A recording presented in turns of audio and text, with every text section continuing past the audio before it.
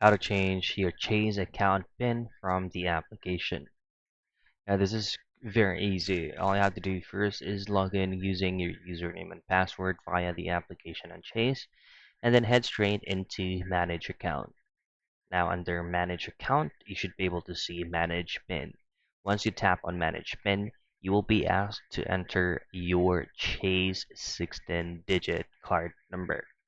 Once you've successfully entered it, you can now then reset your PIN, but take note and just a heads up that it could usually take up to 5 to 7 business days via mail.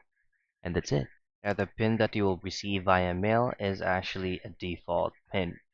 Once you have received it, just simply re-enter it via your Chase application and then enter your desired PIN.